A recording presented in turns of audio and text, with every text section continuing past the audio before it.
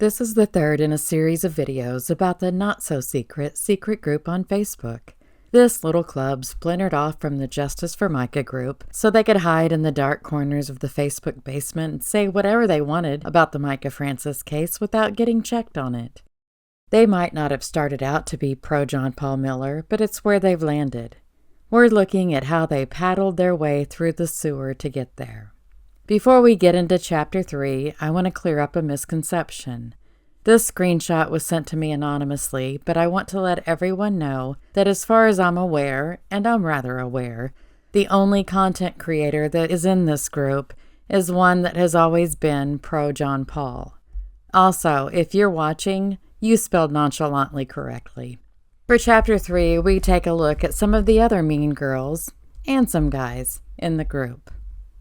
Let's start with Dilly, who decided he was going to be the background checker of the group. But he looks at people who don't have anything to do with this case. He would look up the backgrounds on anyone that is or had been connected to the Francis family, and then he would share what he'd found. People that had absolutely nothing to do with Micah. He really enjoyed being the little detective and would swoop in with whatever he could find. Ex-spouses, even spouses of ex-spouses. Dilly didn't care. The group would praise him and pat him on the head, and he'd be off to fetch another report. What's funny about that, though, is that Dilly has his own criminal background. If he wasn't gloating over finding dirt on people who didn't have anything to do with this case, I wouldn't care about his background. I'm not going to judge anyone for having something in their past. But if they're being a horrible person now, that's a different story. Maybe Dilly can share the charges on his rap sheet with his buddies and see if they pat him on the head for that. In Dilly's defense, he did get the 2 charges of prostitution dropped, so, whew. Byton is the matronly one of the group. I don't mean like cookies and hot cocoa and you want a big hug from matronly. I mean like prison guard matronly. For a crash course in Byton's judgment, let's look at what she wrote about John Paul. Sadly, I believe JP on a lot of stories about others. He's got those details down. But about himself, it seems he's still that young boy being abused and having to lie and manipulate to protect himself or survive. I agree. It is sad that you believe John Paul. I don't think he has any boundaries on what or who he lies about. I think he lies out of compulsion as well as whenever it will benefit him. Oddly, just a week prior to that comment, Byton thought that John Paul was hard to believe. She sure changed her mind in a hurry. After the settlement between the Francis family and John Paul Miller, Byton came up with the brilliant observation that JP looks calm. Maybe she just hadn't seen the video of the press conference where he was doing a fabulous rendition of a tweaker sitting on a jackhammer. To sum up Byton, here's a comment she made about the Justice for Micah group. Quote, "That's their latest mantra. So stupid. If that's how you feel, you should leave. Like it's a club for them only. They act like 10-year-olds. End quote. I'm sorry, Byton. I didn't realize you were simple. I'll explain it to you.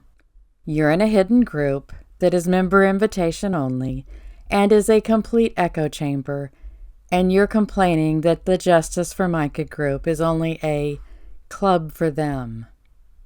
Much like others in the group, Dim One has a dim view of the Francis family and makes more than one comment to indicate that she thinks they were only after money. Quote, "I'm sure they were hurt because of her loss, but I do also believe they saw dollar signs, a get-rich-quick." She also said that none of these people that donated or campaigned for the family have no right to be angry. They all knew from within the first month of her passing the family gave up on her as a child. What made anyone think that they would devote their lives to her after she's dead and gone? Do you realize that's a horrible thing to say, Dim? I'm not sure that you do, so I'm going to say it again.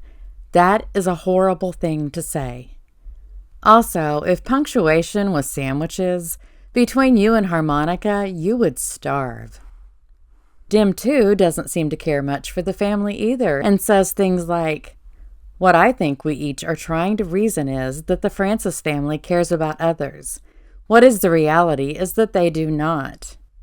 She also says the family is selfish and that you just can't make them not be self-serving when it is just a deep part of their fiber. Dim, too, is also not a fan of the protesters at the church and refers to them as zoo people, and then says, if only they could step back and truly see how ridiculous it all is, and what have they accomplished. Obviously, they don't have their own church home for Sunday mornings. I guess with fake Jesus, they have all they need, and guitar cult preacher. Both are creepy. Dim, too, really needs to work on her nicknames for people. I don't know that I'm one to normally be interested in joining a cult, but a guitar cult sounds a little bit intriguing. Have you recognized a running theme of the group yet? They don't have anything favorable to say about the Francis family, and the protesters are bad.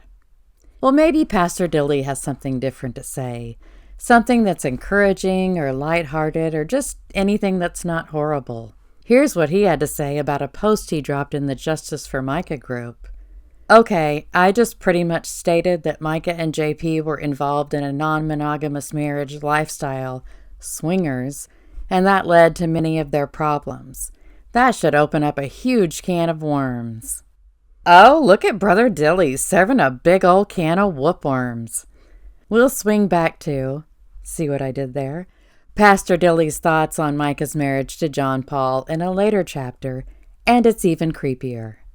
And without even a smidgen of irony, Pastor Dilly says this about the Justice for Micah group. I am contending with them this morning. They all think the same.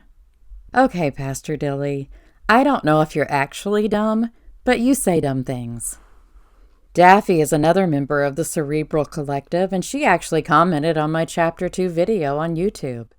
I guess she's looking for some attention, so I'm not going to give her any.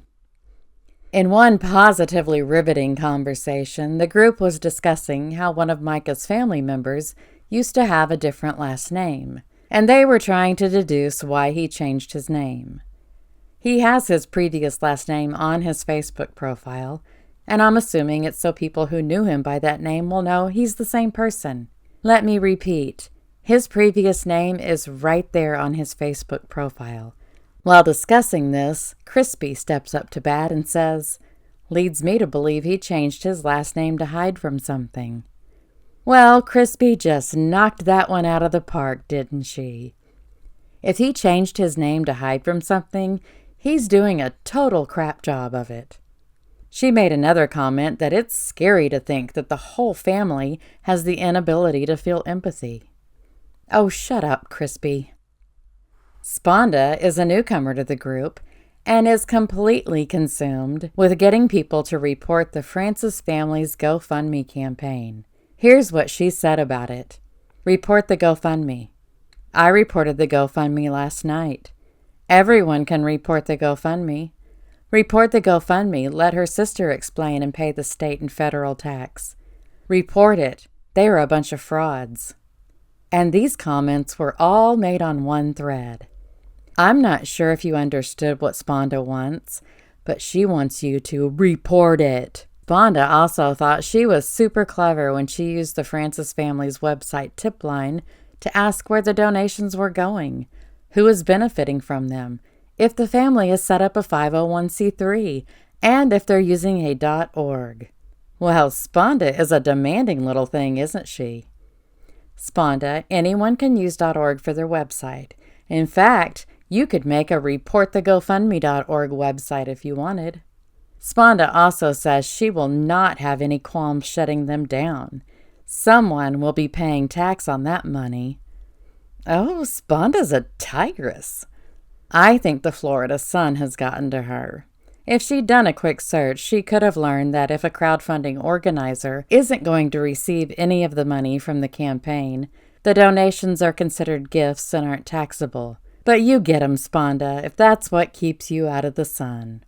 In Chapter 4, we'll get into one of the most prolific participants of the Brain Trust, Weena, and how she's descended into sounding just like John Paul. That's right, if you appreciate hearing things that sound like him, you will absolutely lose your mind over what Weena has to say.